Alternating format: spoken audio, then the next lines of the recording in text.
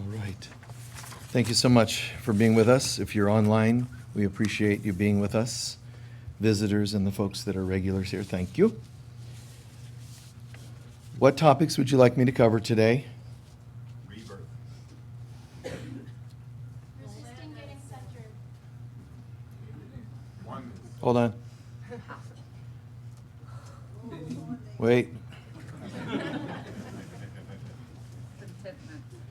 Hold on. Science of God meditation. Why we forget. Why we forget? Truth. That's convenient amnesia, I call that.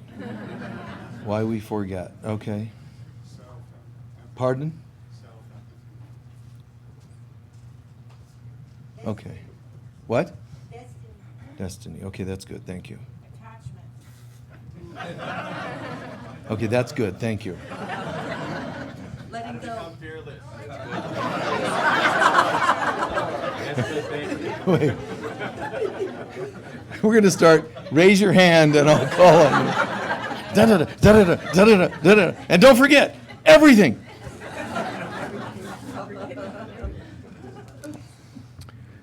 One of you brought up, there's several things mentioned, the folks online, everything. Okay? But one of them was science of God, and what I love about that, it's a term you often hear in the self-realization movement in Yogananda, who's in the top few greatest masters in the last, couple hundred years. But the band Yes did an album called Tales from Topographic Oceans, and one whole side is called The Revealing Science of God. It's like, they didn't just, like pop it up a little, like with pop, no, let's just go for it. The Revealing Science of God. And that song, just as an aside, that song, there were times in my life where I listened to it every day. It's like a 10-minute song, every day.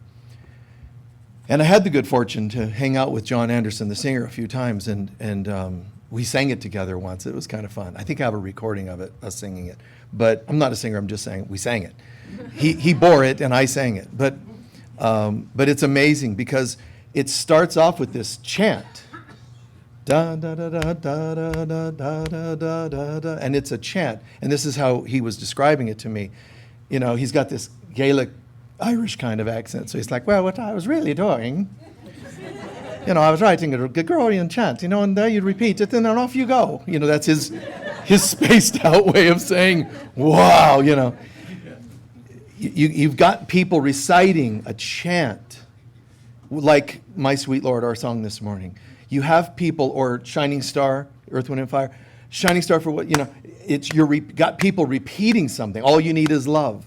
And even though it's a song, at the end, love is all you need, love is all. He's tricked you into chanting something that is mind-altering, soul-altering. But the Revealing Science of God, it's just a heavy, amazing lyrics to that. But pay attention, if you ever listen to it. Pay attention, because he's describing that once upon a time, we were one with God, and something happened. And one of the parts of the chorus, what happened to the song we once knew so well? Did we forget the promise? Did we forget, who we were and how it once felt? And he's describing, even lyrically, going into darker and darker places of falling, forgetting, ourselves. And yet the song comes to a conclusion and an end where it's the chant again, but it's sort of bringing us home in the chant after taking us into the fall. It goes back into, peace and love for you and you and you is the last line, taking us home. So when you're talking about why we forget, that's right along the same line, science of God. Why do we forget? How do we forget? It's an interesting thing because once upon a time, we were one with God. And where you're talking about African mythology, Aboriginal Australian type of mythology, Greek, all the mythologies.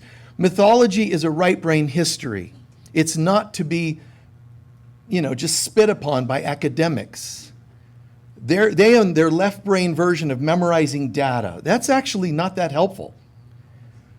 But mythology is a right brain history. So it's describing things from a picture rather than, data. And to me, it's more valid, it's more helpful. But it's more whole-brained in a way. Even though we're calling it right-brained, it's more holistic. It's a holistic view. So how did these things happen? You can read books that try to tell you intellectually. Go look at A Course in Miracles, and you'll see that he's asked, Jesus, the voice in the Course, or the Holy Spirit, how did this happen? And he's like, well, and he knows right there, if I start telling you, it becomes information. So what does he do? He just says, you know, what would be more helpful is to ask yourself why you do it every day. Why every day you choose to forget love and God and forgiveness. You know, which doesn't satisfy the ego. So somebody's going to throw the book away and go, oh, that doesn't, blah, blah, blah, blah. You know, you're just an intellectual, you know. You're wanting things your way.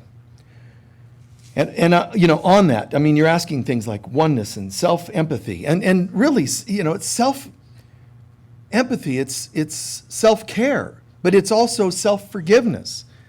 And it's not that hard. If we can remember to treat ourselves like someone we love, you know, which sounds, somebody would go, well, of course no, not of course. We don't treat ourselves as much like someone we love as we think we do. Look at decisions you've made. You've dated people you would never suggest to your own child if you love your child. Now, if you don't love your child, you'd be like, go for it. But, you know, that's what you've done to yourself. But if you love it, your child, or a friend, or a therapist talking to a client, look at the people we've dated. I mean, you look at yourself as even an adolescent, and look at decisions you've made. You know, I remember a guy I knew, I befriended him in middle school. And for some reason, there was a point we got into the conversation. A lot of friends are starting to do drugs. And we made this vow, man, never. And like within a year, he went there because he wanted to be loved. He came from an outside state. And, you know, he was not fitting in real well. Which is why I decided to befriend him, you know. He needs, you know, I'm going to be a support. And we got, you know, in a couple fights with people because I'm like, I'm not letting this guy stand alone. You know, so I just, you know, if you're going to thump him, you're going to take a few from me too, and we'll exchange, okay. But I'm not leaving this guy alone. We have to learn to love each other and care for each other, you know. And it doesn't mean I'm saying that I was into fighting. I'm saying that standing with each other is so essential. We're not in this alone. This is us. We were once one, and we fragmented. And it became a countless number of fragmentations because it's like fractals. As soon as we thought we could separate, the one child of God exploded into an endless number of souls, which became you and me. Our souls exploded, and for a while, some of us stayed a little more like soul groups, it's called. And some of us, not even soul groups, which implies many in one. Soul groups, some of us remained more together, and they were known as God and Goddess archetypes. So there were creator gods. And then from them, you know, breaking it down further and further, there's, you know, of course, light beings and higher dimensional beings, and then down to humans, which is kind of like going from down to, you know, this nice spiritual vibe to, But there's even denser than, you know, really dark, destructive beings too. But they all started together. I mean, even the darkest beings, all they are is angry. Everybody wants to go home, but some are angrier that this happened than others. The angels, you know, they're like, you know, and they're like, we're not taking it so serious. So they take themselves lightly, therefore they're higher frequency. And down, down, down, you know, and the darkest of the dark are just angry because God should have prevented this from happening. God should have never allowed war and rape and slavery and so on and so on. And it's anger. And you hear these people on TV thinking that they're talking from their academic viewpoints. All they are is angry souls. But empathy, we understand why they're angry. I get why you feel that way. those angry, they need to be heard to a degree. They need to be heard. Not enabled, but heard. I get it. You're right. Yeah, that's very sick that happened, and I get it. I'm sorry. And you be with them. That's empathy is an objective thing. Empathy is not what people are defining it as. Where, oh my God, I'm such an empath. I just soak in everything. I can't go to this grocery store without blasting my chakras apart. That's actually hypersympathetic energy, believe it or not. I know you may not like what I'm saying, but there's more coming. So there's still time. But empathy, the word means objective sympathy. It's like, it's clear. So an empath, although now is, incorrectly, erroneously described as hyper absorption of energy, an empath is centered in God and still feeling for people. There's, we've talked about that. There's talks you can go in the free on YouTube just about that, the difference between sympathy, empathy, and so on. So we fragmented and then fragmented more and then fragmented more and then fragmented more. Almost a countless number of refractions splitting apart. But let's just say it comes down to you and me. We're sitting in chairs in separate bodies. Now, interestingly enough, God, we can think of God as our upper three chakras. I like to use metaphors. It's the right brain style for me anyway. But the upper three chakras is the kingdom of heaven. And there's a trinity of God, upper three chakras. The Father and Mother and the Son, meaning the Christ, which is your throat center. Even ancients describe this as being your Christ center. Even ancients before Jesus described this as, like if you look at the hieroglyph it's trippy because in the Mayan traditions as well as Egyptian, there's this common symbol for the word, for the hieroglyph for word, which is this shape, the shape of the womb, a woman's womb, because from that we're born. But before you were born physically through a woman's womb, you were born spiritually through the word of God. And when you look up in, like for example, in Egyptian hieroglyphics, it's talking about how creation took place.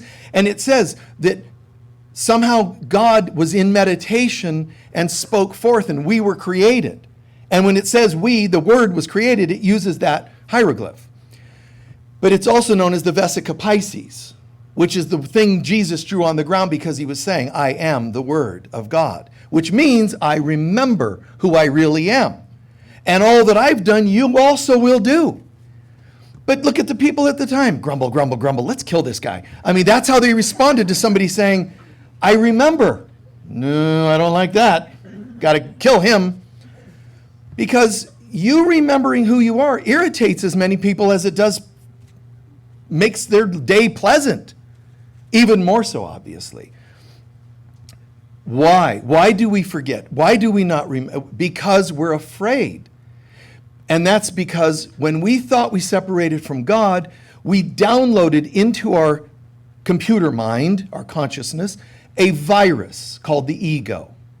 Something we created, we manufactured it, and we downloaded it. And we said, we never want to remember our holiness. Because if we remember our holiness, it's going to tell us how bad we're going to feel for what we've done to ourselves and each other. Who's ever going to go, I'm holy and I did what to you? And enslaved you and murdered you and raped you. And who wants to feel proud about that? Nobody. So the Christ has fallen into the darkest behaviors, beliefs, and we start feeling shame. The ego's going, I got you covered. I'm going to make sure you never feel those things. You might feel them some days, but I'm a remedy, the ego says. I'm going to see to it that we do something about it so you don't get overwhelmed. Do you know why the ego doesn't want you to get overwhelmed with feeling the darkness of things we've done? Because you might say, I don't like this anymore. I want to go home. So it only allows you to feel slightly miserable. Not dead, but wish you were dead sometimes. This is the ego's job. I'm going to make you miserable. Just tolerably miserable.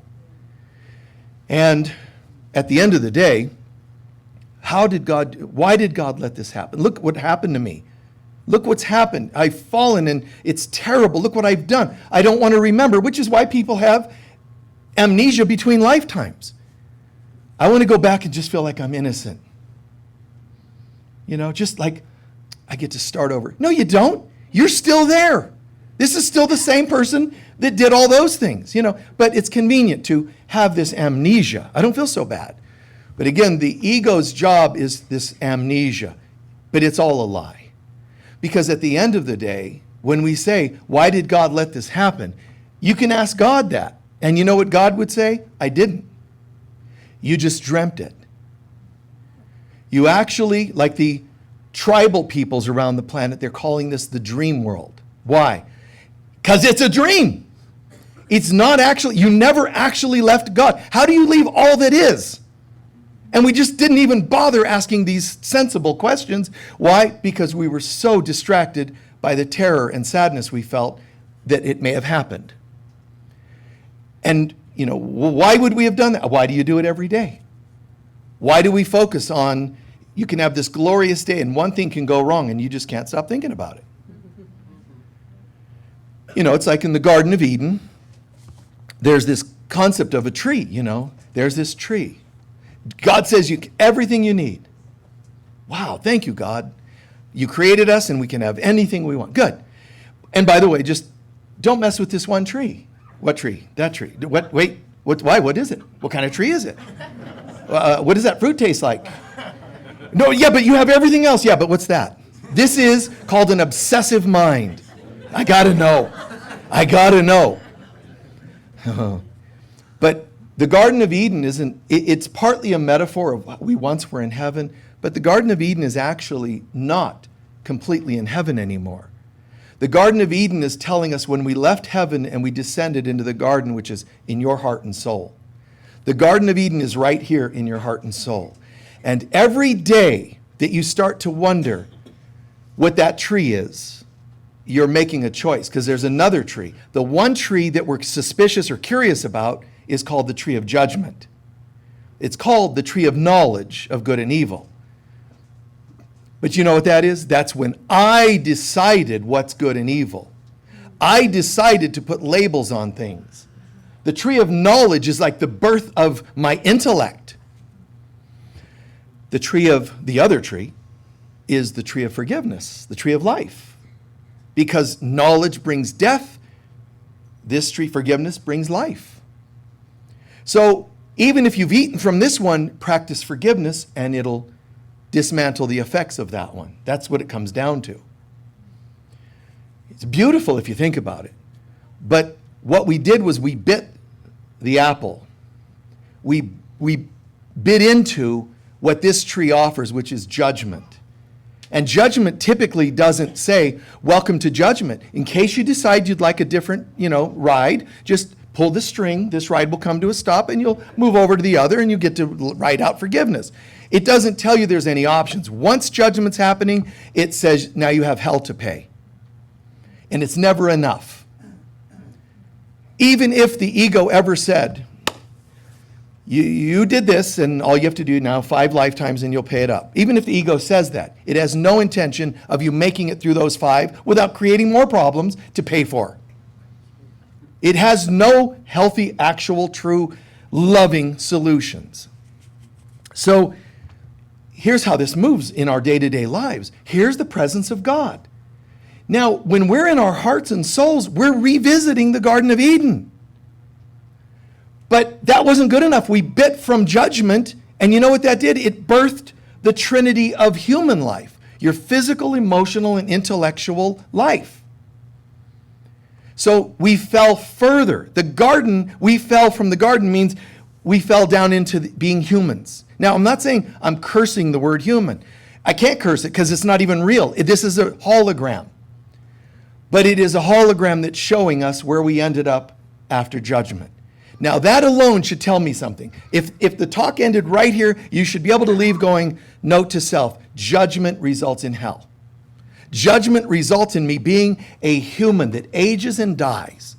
A person that's separate. When my children are in another state somewhere else, I miss them because they're not here. When someone dies, I don't see them anymore. They're gone. Everything is so fragmented. Desperate. Someone else has my money. My boss hasn't given it to me yet. but they have my rays. Someone else has my heart, my romance, I'm waiting. Where is my twin soul? Is it you? You know, and where are you? And if somebody even feigns like they like you, like, you're it, boom, trap, the mouse trap, boom, the cage comes down, don't even think about leaving. You're my twin soul, and they're like just terrified. Okay, beloved. Okay, anyway. Yeah, let's not go too far there. The ego crept into the garden, the serpent, a metaphor, right? The serpent sneaks into the garden and seduces us, meaning not just sensual seduction, I'm talking about seduces us out of our right mind. The ego crept into the garden, which is, I'm speaking, this is me, this is how it happened once upon a time, and it's us. And it's Adam and Eve. But in the garden, the serpent creeps in. This is because after I left God, I created an ego. Now it's the serpent in the garden. And it whispers to me, a little judgment won't hurt. You're feeling bad because, we both know, oh yeah, God, I miss God. Yep, it's okay. You know how to deal with missing God? Blame someone else for it. And that's what judgment's about. It's not always overt hatred kind of blame. Even when you think, I've lost God, but I met someone. They make me feel so magical. That's still a form of blame because what you're saying is they have the love you're looking for. That's called transference. Blame, negative, is called projection, but the positive kind is called transference. Either way, I'm not owning this. What I can do is, thank you for mirroring the positives. You remind me how much I can love myself. But I thank you. You're still a valuable person. I can marry you for that matter. But I remember that it's here. I got to get it here. And the person I blamed, I used to blame you. Now I see you as mirroring something for me. You're mirroring the love that I deserve. You're mirroring the hate that I'd like to reject. Both still have to come back here. And that's how I become an empowered being. Empowered because I'm not fragmenting out onto others. Because there are no others. They're just a hologram. Anyway, the Spirit of God is now meant. God's going, where'd y'all go? You don't want to know, man. We're way down here, symbolically. Oh, you mean in the garden? No. And we're using the body as a metaphor, so we're like, Lord, we dropped into thinking. Really? Yeah. Independent thinking. Independent of what? You. How do you become independent of me? We're all one. Oh, no. You don't know what we've done. It's really a trip. We're separate from you. We are independent thinkers. And the serpent even told us, you know why God doesn't want you to eat from the tree of judgment? Because you'll be able to discern what's real, what's not. You'll be awake. And it was lying. Yes, it was true that we'll be awake, but it was talking about materially awake, spiritually asleep. We bit, and like Snow White and so many others, we went into a trance. We fell asleep and forgot our divinity. Now you fall into the dream where you're a victim of the world. Now here comes your own discernment and intellect. Oh, not bad enough. We got to go another one. Drop to the emotional center, chakra. Drop to the Now I'm not just a spirit that became a soul. I'm becoming a human.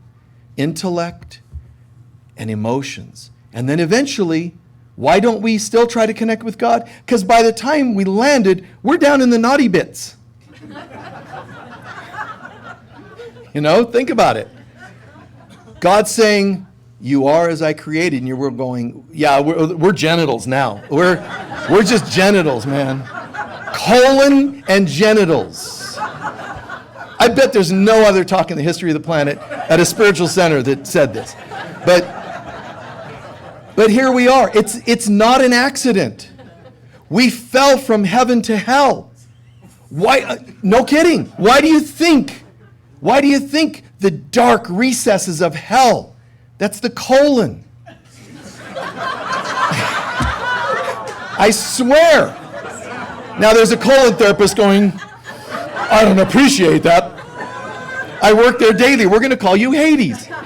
Anyway, I swear, I'm not kidding when they talk about the stench and the darkness. It's symbolically down in your pelvis, down here, the yucky.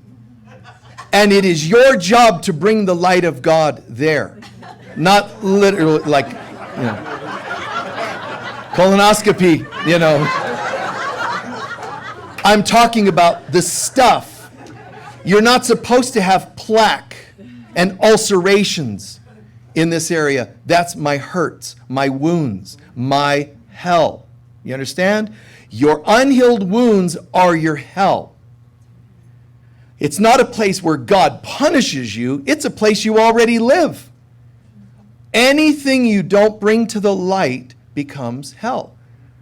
And look at how that's treated. The topics related to the pelvis, how naughty and shameful and yucky and they are.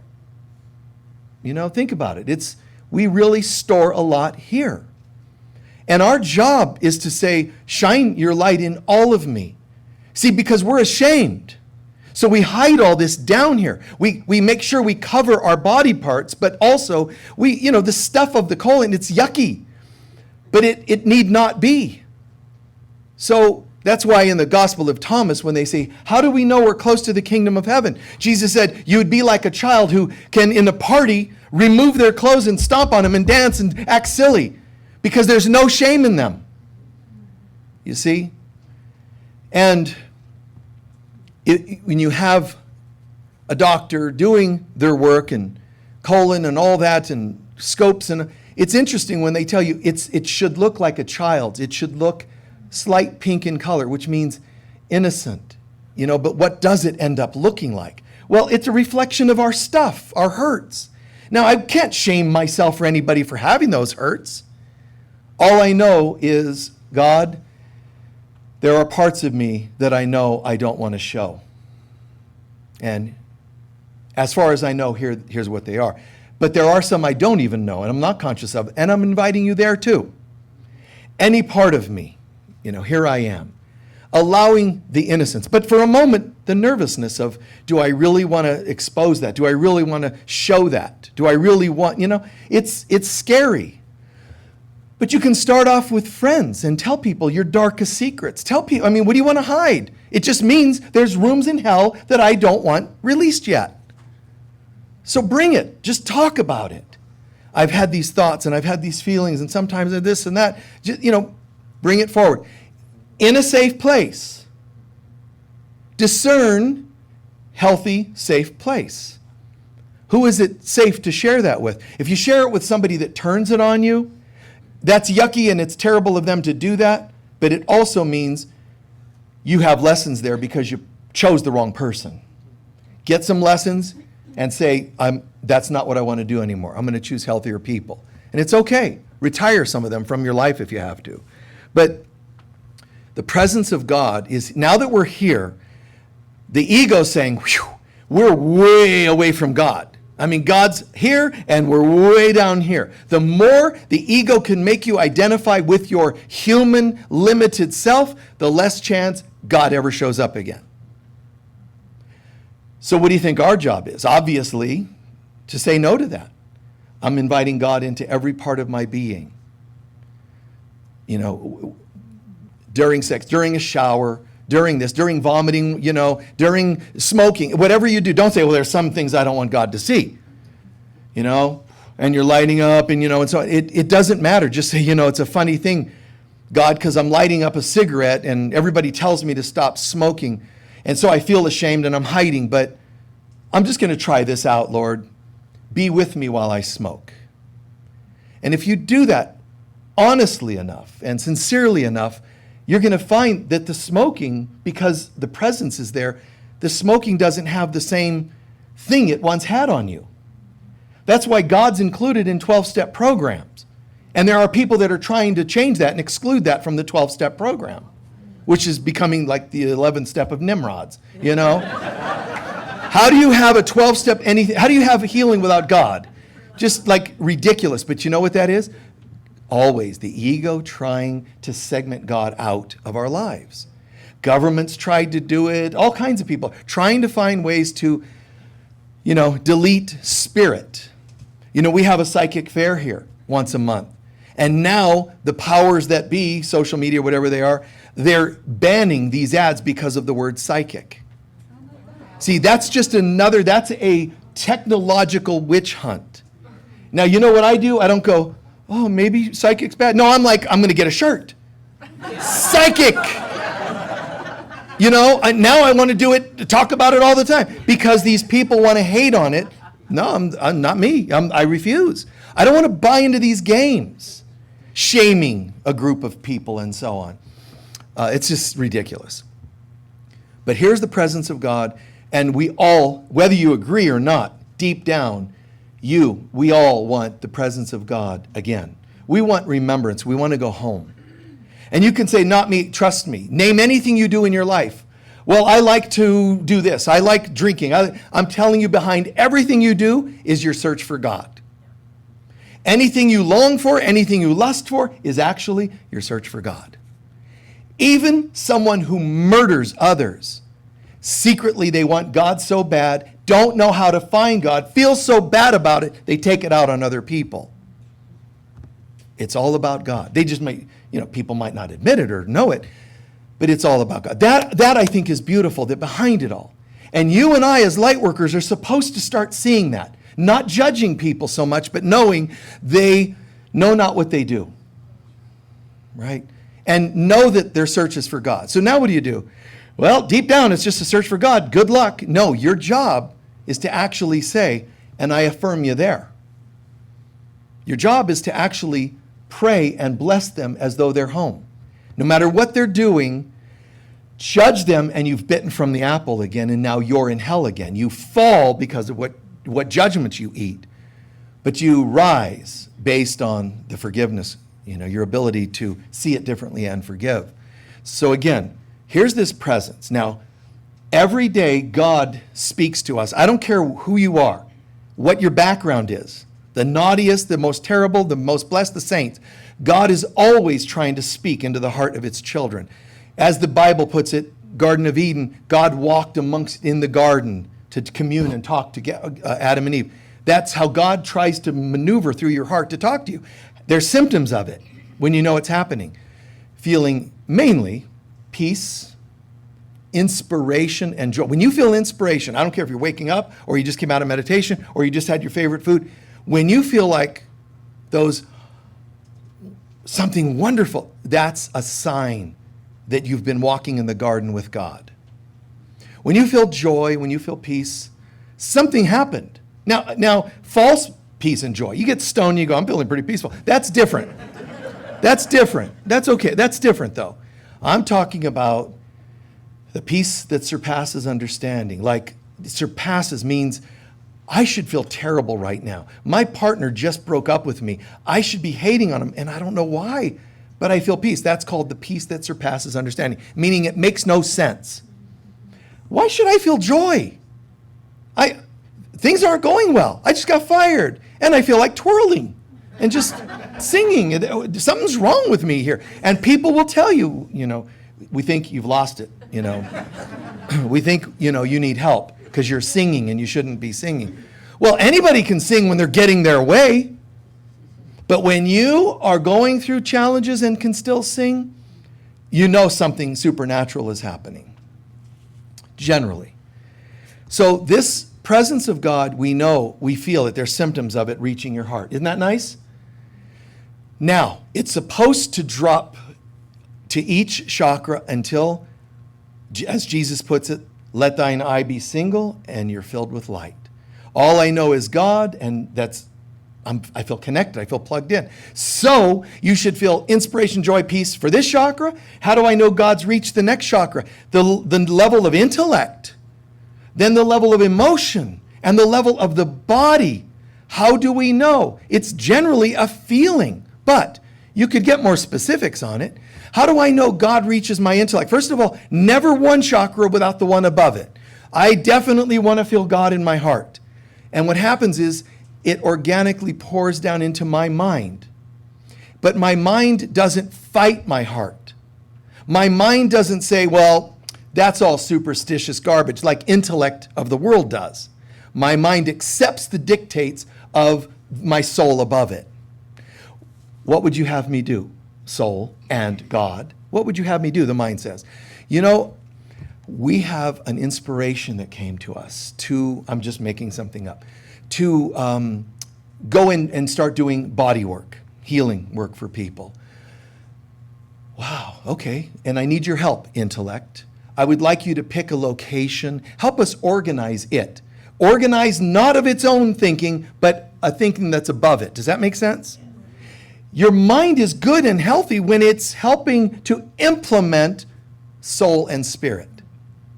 And then the emotional center, when the light of God pours, how do you know it's hitting the emotional center? Because you start to feel truly loving, excited. You feel happy.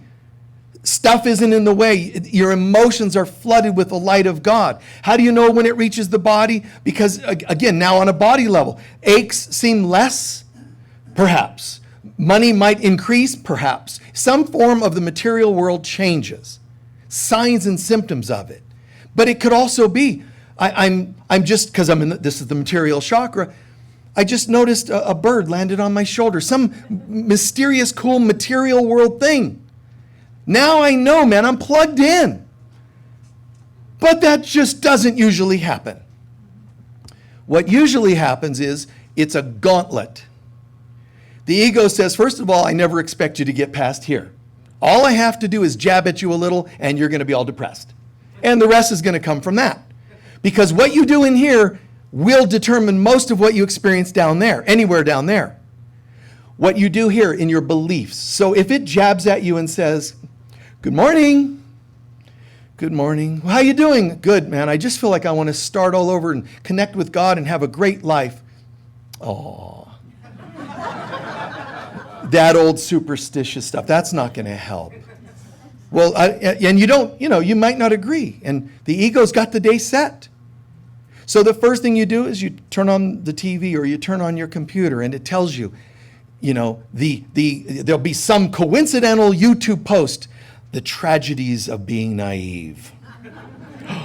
Could that be talking to me? What trust really does to you in the end. And so you start, but you know what? You've already determined that. Your beliefs that it's not a safe place has already determined the things you see on the TV. You think it's the stuff that happens in your external life that shuts you down today. I'm telling you, all that happened really is you already were a little doubtful. The doubt was enough for the ego to just create the gauntlet again. So it beats the hell out of you or beats the hell into you here. But all it has to do is plant the seed here. The greatest enemy on another level is the lower mind. Higher mind, lower mind, the intellect. The intellect, no offense if you're an academic, the intellect is the lower mind. It's the one that overthinks and overanalyzes. The heart trusts and the intellect not so much. Now I understand you're trusting, but let me, like a parent trying to tell a child, you need to stop believing in fairies and angels, honey. And you're going, really, mommy? Yes. And this just gets killed. Thinking always murders inspiration. The ego will justify it, and it has an ounce of validity to what it's saying, but it's just an ounce. It's not worth letting it run your life, but this is what it does. Again, the Spirit of God enters your heart, starts to flow down, and it's going through a gauntlet. The ego's already got stuff here, such as anytime I just trust, it goes badly. I trusted when my first love, and so now my intellect is saying, you know what, you should, when you meet somebody, go online and do some investigation. Hire a private investigator. I know some of you have done this. That's your business. That's fine. Just don't call me ever to be your friend. Okay?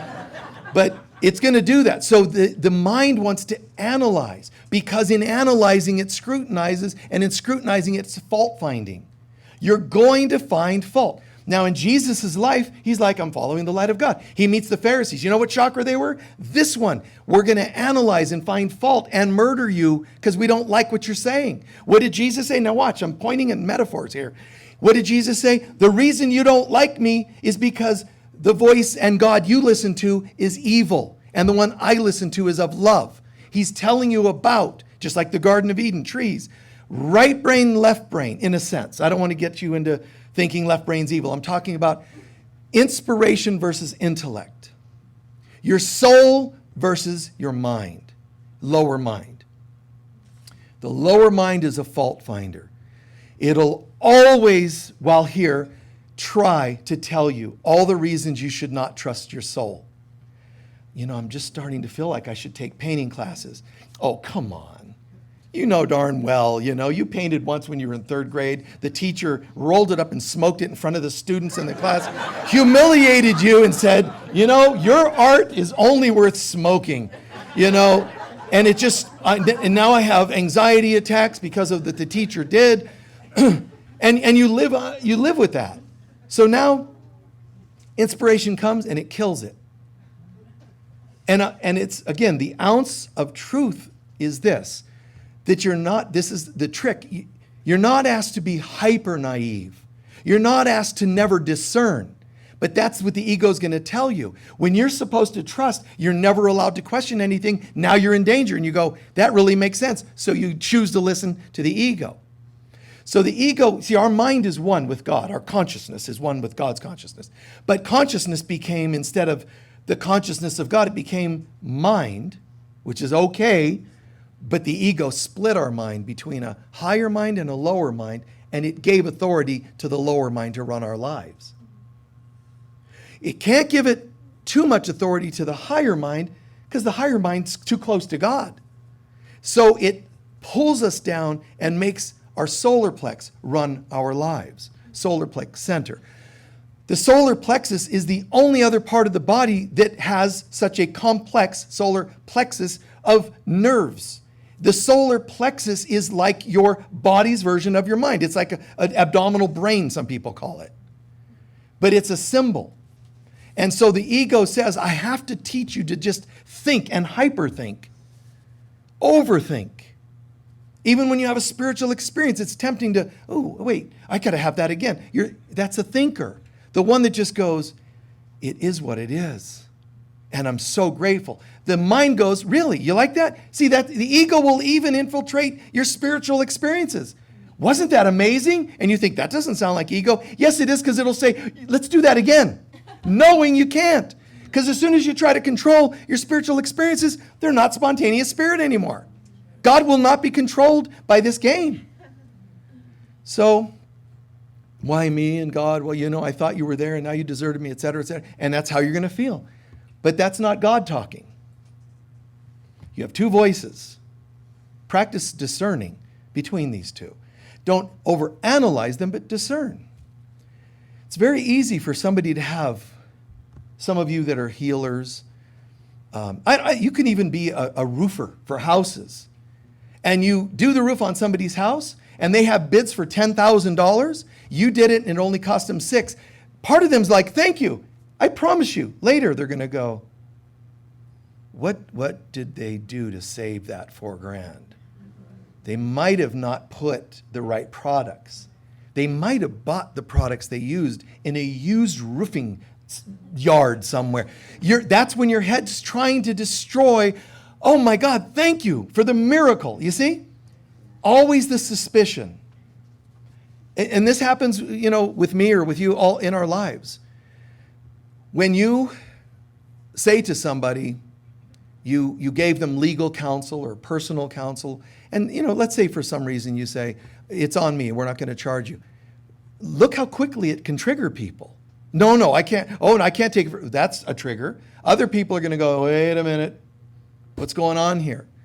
The mind gets in on everything.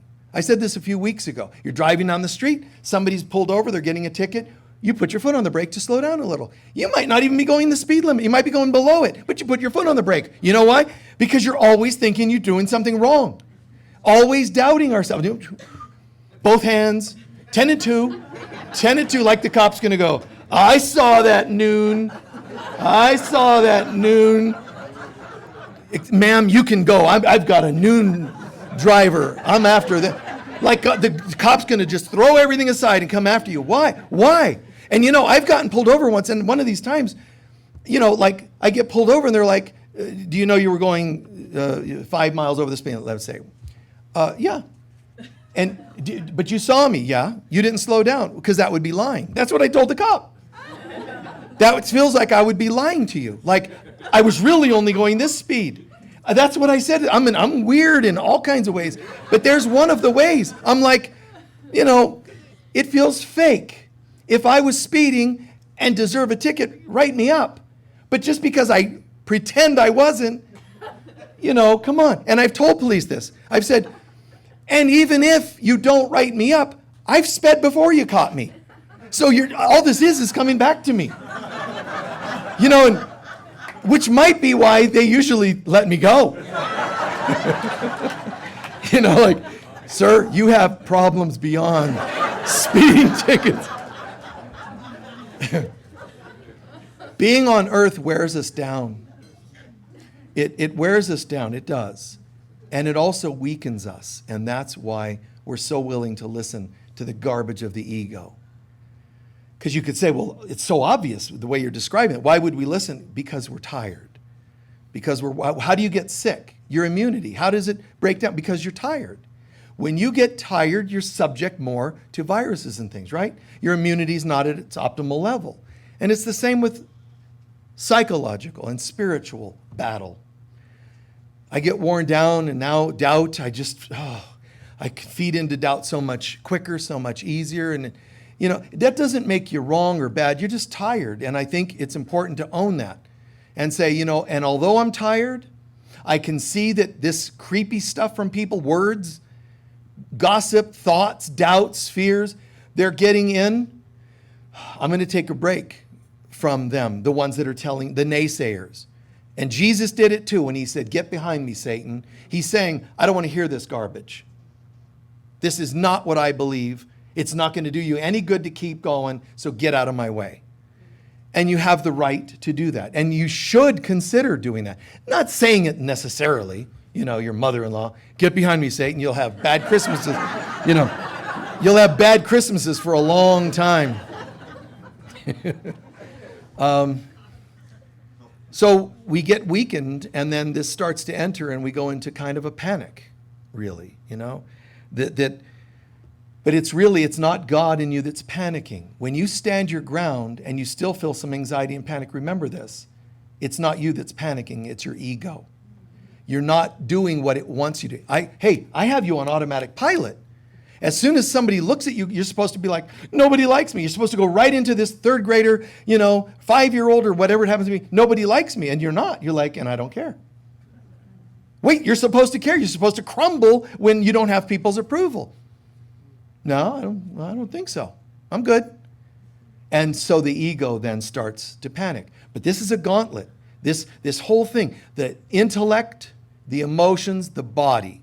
And even if you get through from the Spirit of God to your heart, your mind, even through your emotions, you made it through and you get to the body, all it has to do is create a little twinge of pain and you're like, oh, I'm probably sick.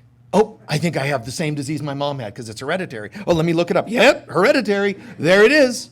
I looked it up in the almanac of health issues, and my photo and my mother's photo right there. So there's evidence for sure. And you see what you're doing? You're building a case to support something your ego wants to build.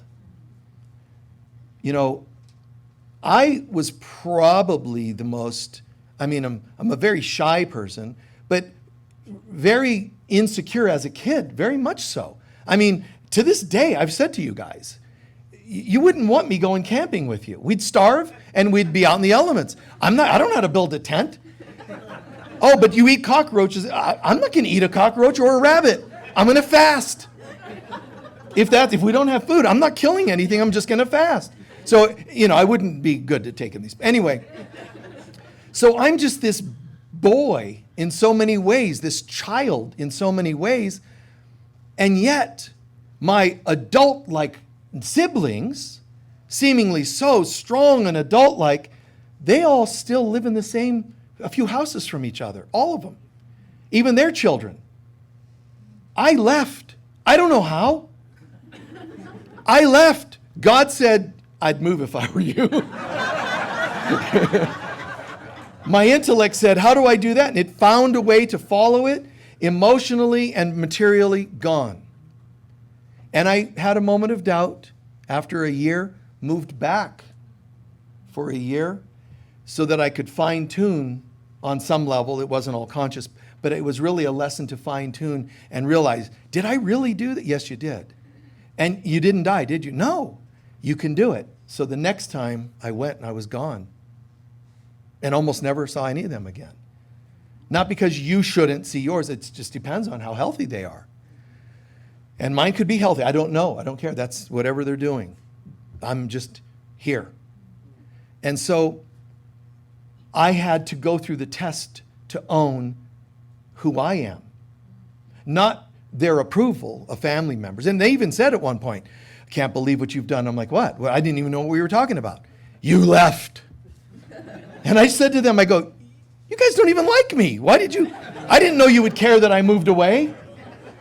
But you see, you removed their whipping post. You removed their little target.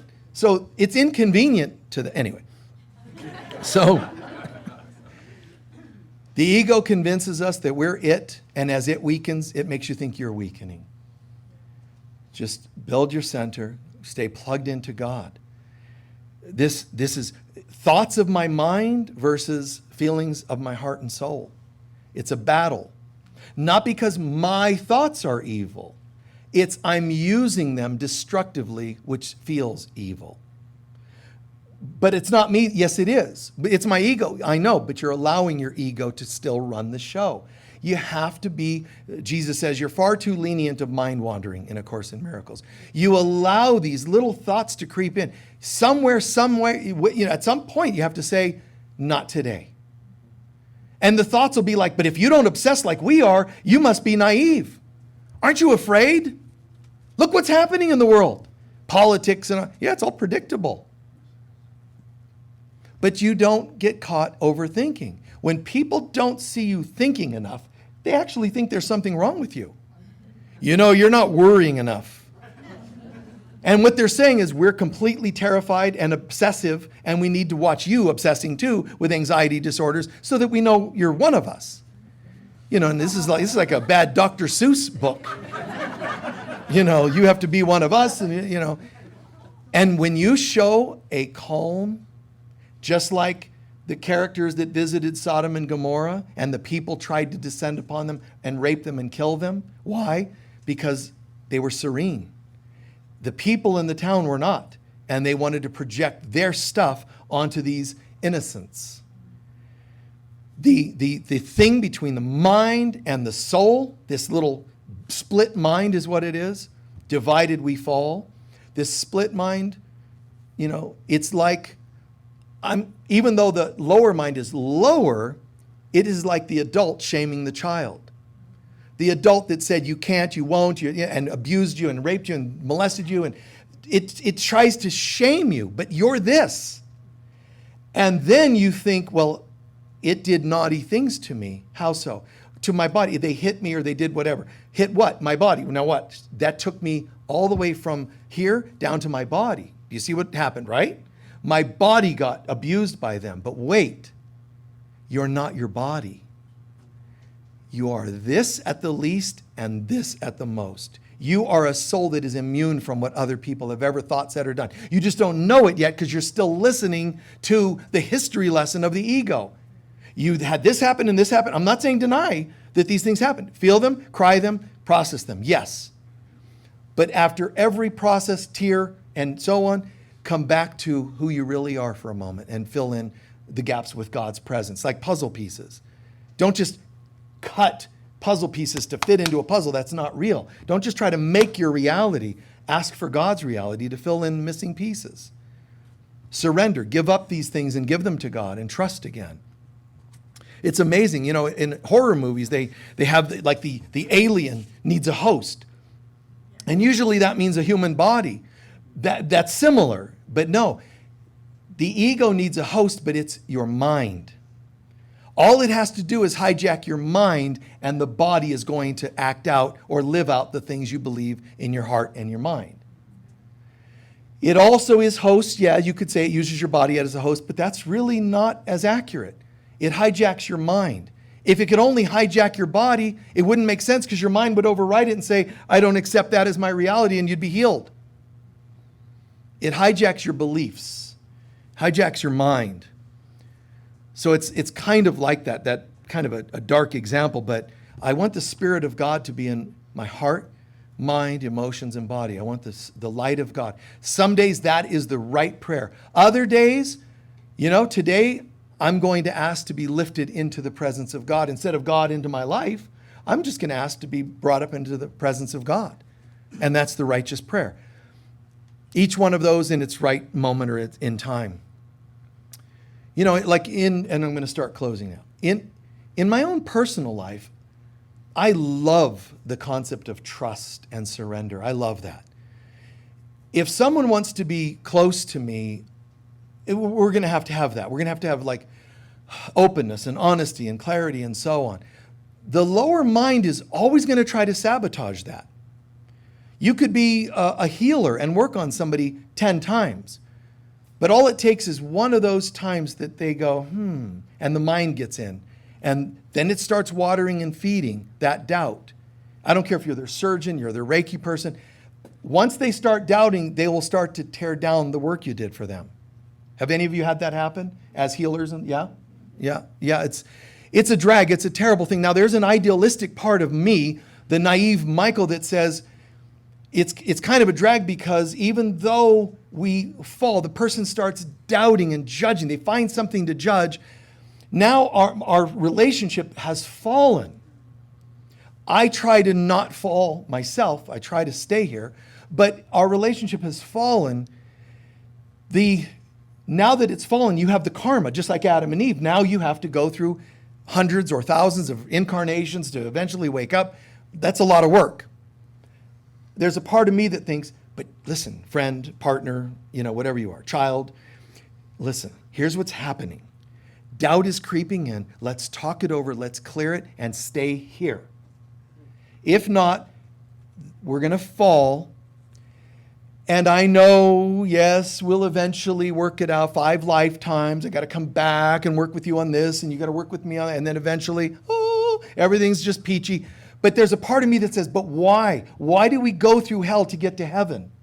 Can't we just work it and keep it? Can't we just? And so there's a part of me. Now that makes it hard for people around me. They're like, no, I want to fall. But we don't have to fall. We can just, no, I want to fall. Fine. And fine, let's go to hell. It's a bummer because when you know this, you now know. You now know that this doesn't have to happen that way. We don't have to learn the hard way. Like in 12 steps. Well, I have a friend who's an addict, but they haven't reached bottom yet. One day they will, and they will. But why can't it be today?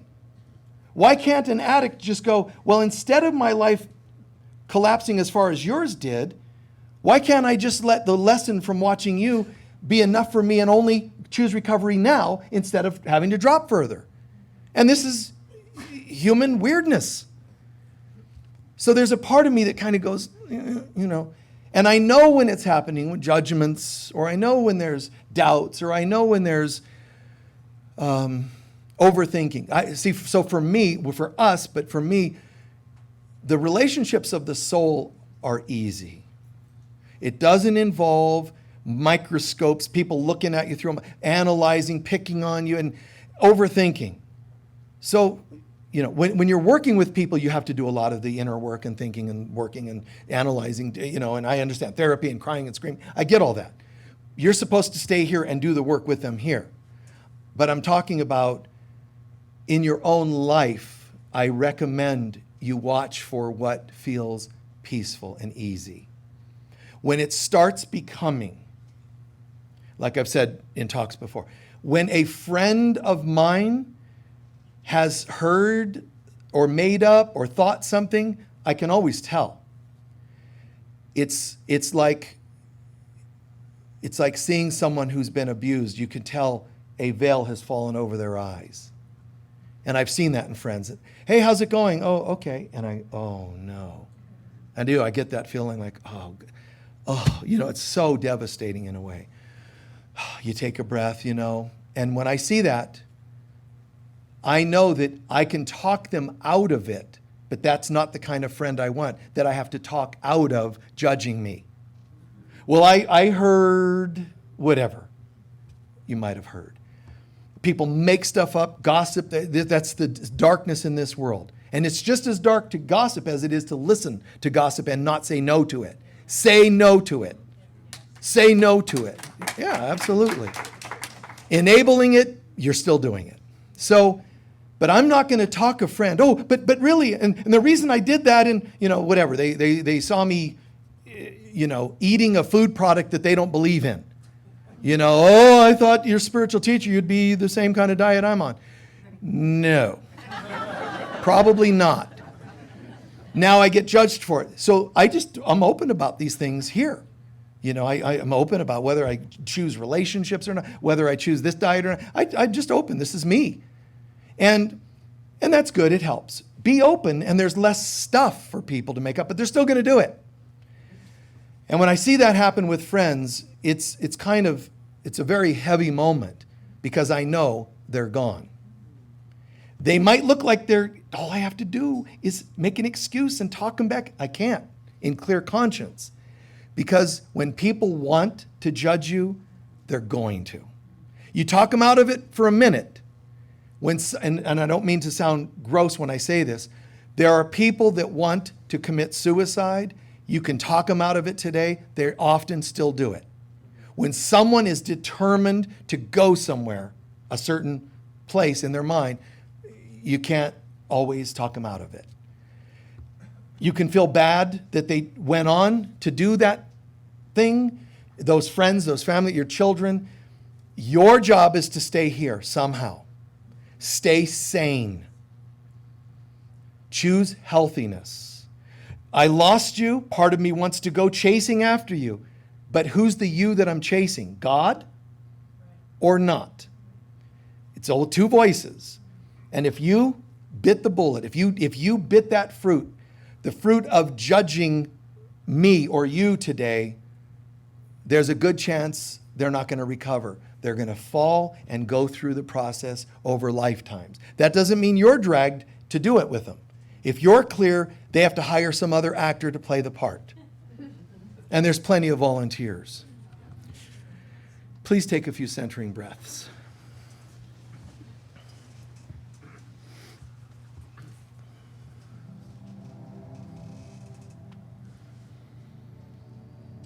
Tune into what you heard today that might have made sense.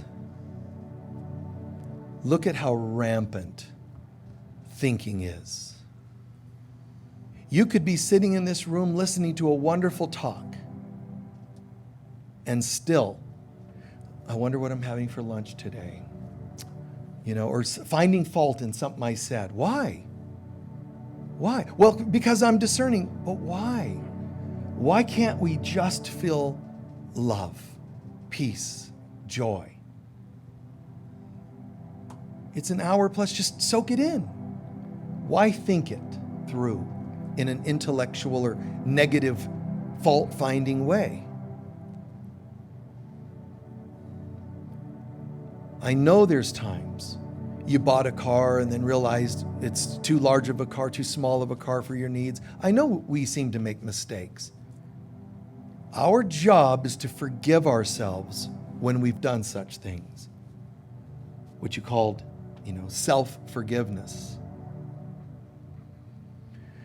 It's our destiny, guys, to get back to God. That means it's going to happen. We just choose how long it takes.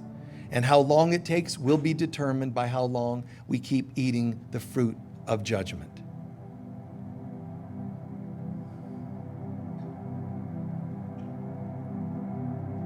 Outside the gates of Jerusalem was a hill called Golgotha, also Calvary, depending on the language. Golgotha, this hill. Jesus was crucified there. Do you know that Golgotha which means the skull, is a symbol of the head. The thinker crucifies you. Jesus, the heart, crucified by the head on Golgotha, the place of hyper thinking. It took judgments of people to put him to death. Hyper thinking Pharisees, hyper thinking Romans. It didn't bring peace. Take a moment and imagine in your life any positive thought you've had the last day, week, month, year, anytime you've had inspirations and you let yourself shoot them down. But remember, if all that comes to mind is when other people shot it down, they're a reflection of you allowing it. Take an honest moment to look that over.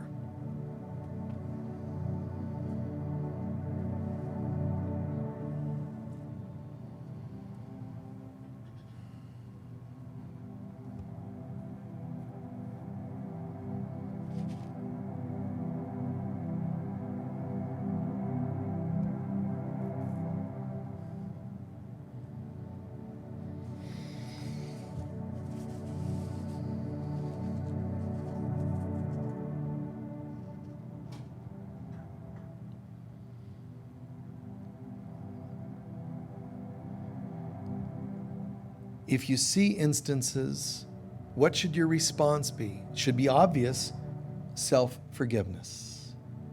Why did you shoot that down? You can answer, because I was afraid, which would be true. I was uncertain, probably true. Either way, get to this, but I was mistaken.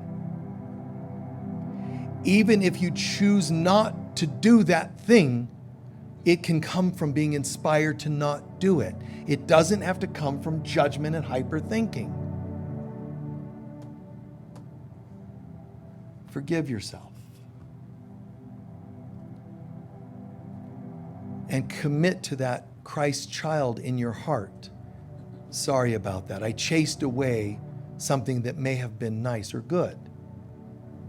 Why would you do that, mommy or daddy? Why would you do that? The child says. Because I was afraid. Other times that I tried things like this, I got hurt.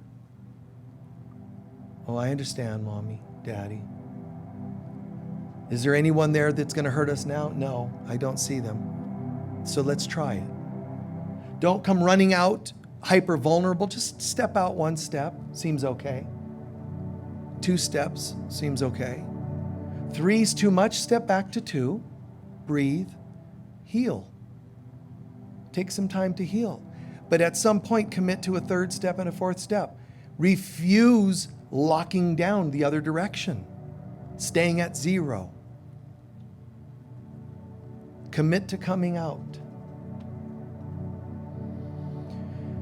Even if we don't know what form it takes, Father, Mother, God, we are welcoming in your presence from the highest heavens into our heart. We know as it floods our heart, my cup will runneth over to my mind, emotions, and body. That I know, that I affirm, but I'm starting with fill my heart and soul. Meet me in the garden. And if ever I had thoughts of judgment, it was worthless.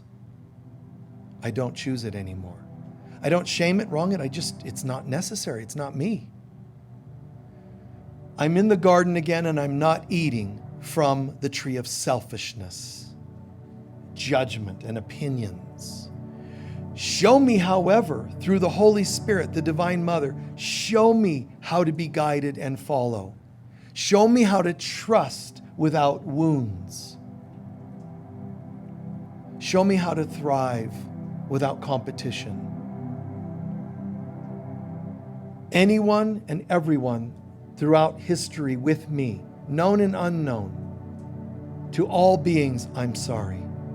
If I ever put you in the category of the bad guy. Your behaviors may have been, but your soul is made in God's image, and I pray that you find that. The actions, behaviors, temporary dreams, nightmares, and I release them to you, God. You know exactly how to disperse them. I'm choosing to trust not untrustworthy people. I'm choosing to trust the trustworthy part of everyone, which is their Christ self. If I can't find it in them, I'll never find it in me. Breathe that in.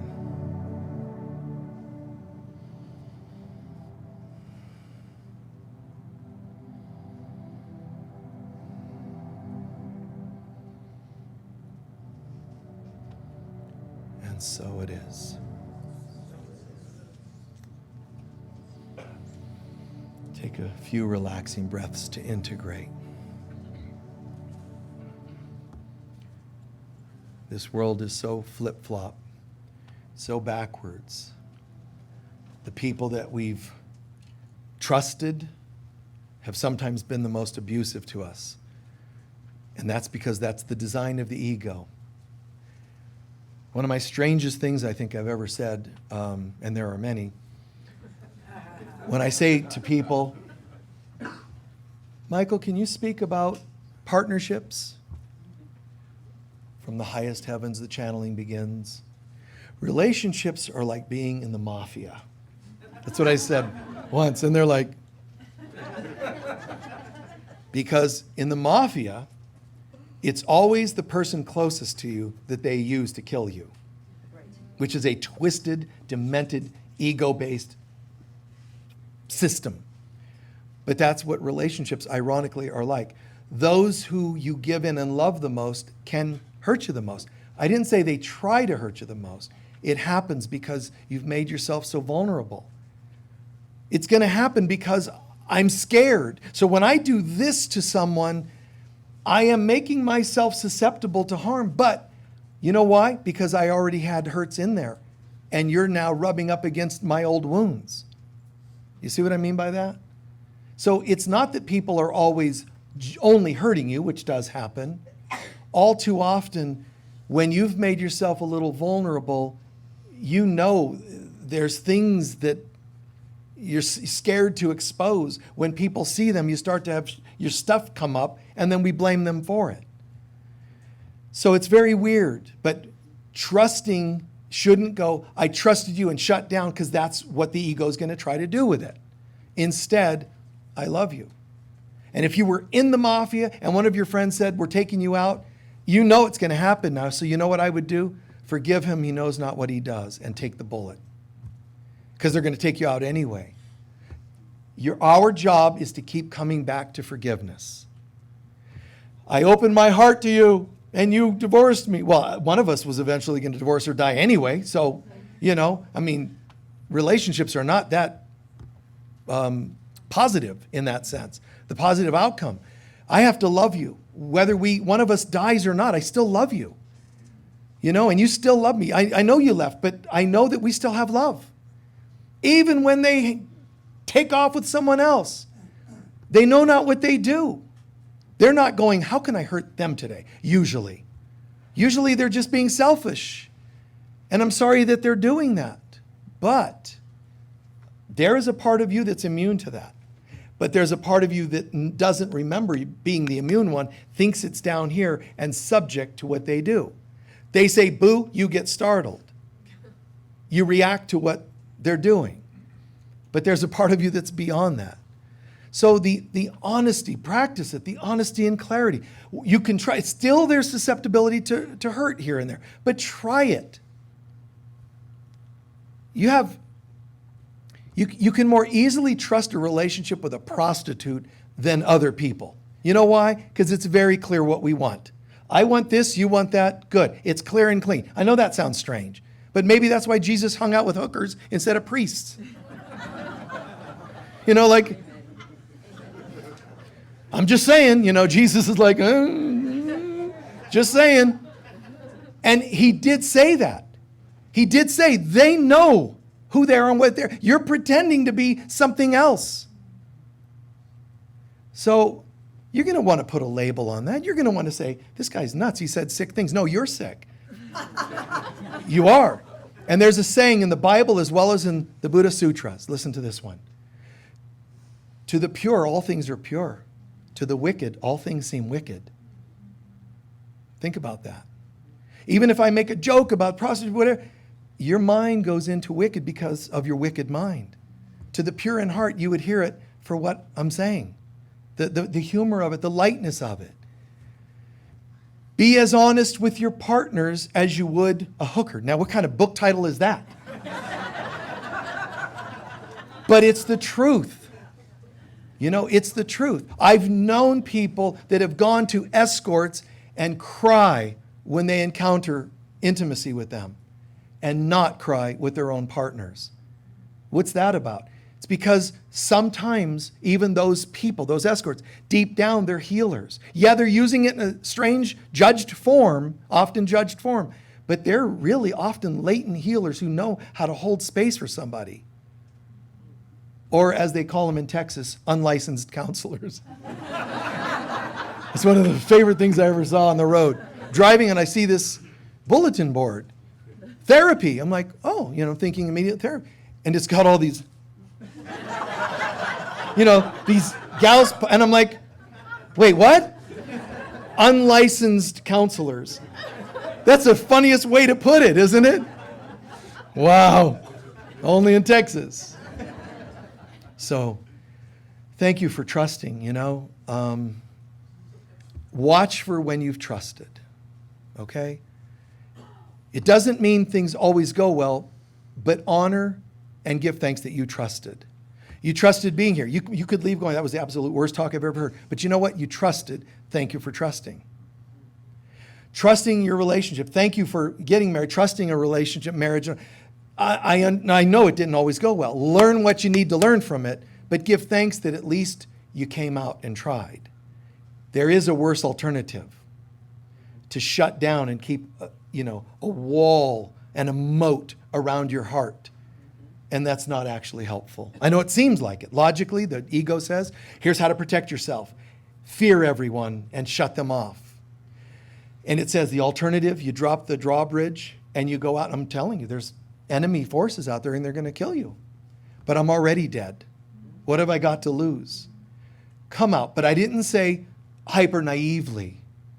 Come out. Drop the drawbridge a little and wait and feel, and then bring it up if you like.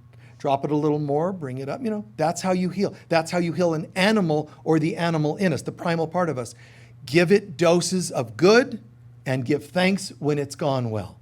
When it hasn't gone well, take a step, just a step back, breathe, recalibrate, talk, cry, talk about how you feel and hurt and sad and scared.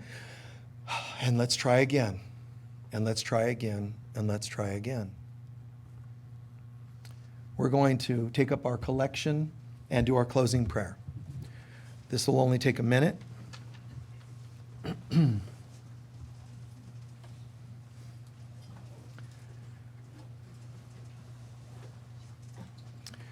Just always we say, just be as generous as you can be. We appreciate that. In the purple bags, that's where you put your donations. So be clear, that's where you put them, bags. The baskets are just for any extra donations you can afford. We use that for people of lesser means or for special projects sometimes. So just do what you can. Hold your love offering to your heart. If you have no love offering, we don't care. Just put your love into the basket. And I mean that. It's not a token statement.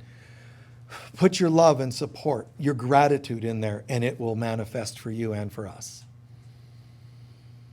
Together, please. Divine love flowing through me blesses and multiplies all that I am, all that I have, all that I give, and all that I receive, and so it is. Thank you. What did you hear or learn today that made the most sense for you?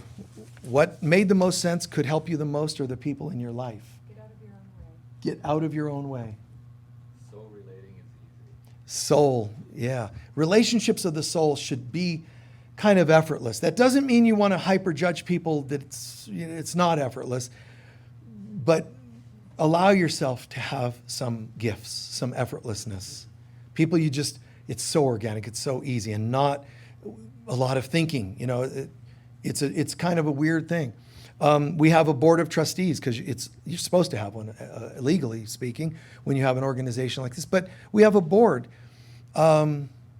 If they were hyper thinkers, which a board usually is, it's the intellectual part of that organization is we got to get the bills paid, we got to do this and this and this. If they were thinkers, I could not have a board. I couldn't be part of a thing like that. It's only because they're more in their hearts. And it is possible to have an organization where the board members are heart first. It is possible to have your household run by your heart.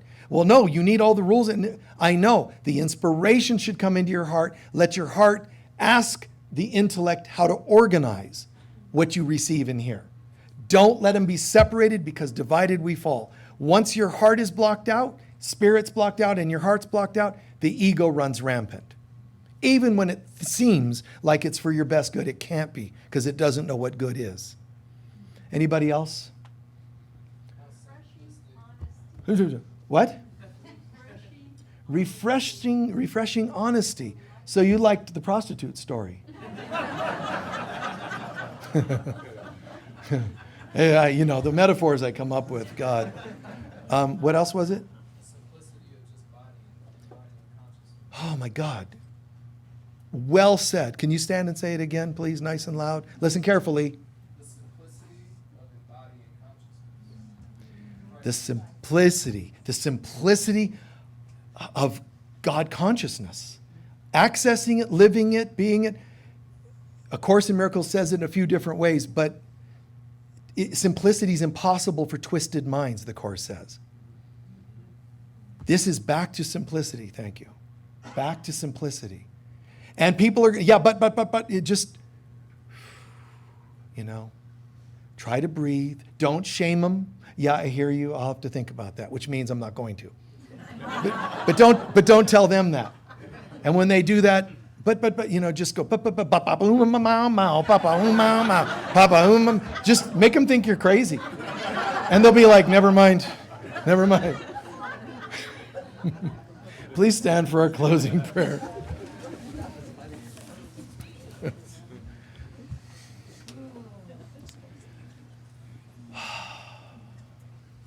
Please place a hand or two on your heart.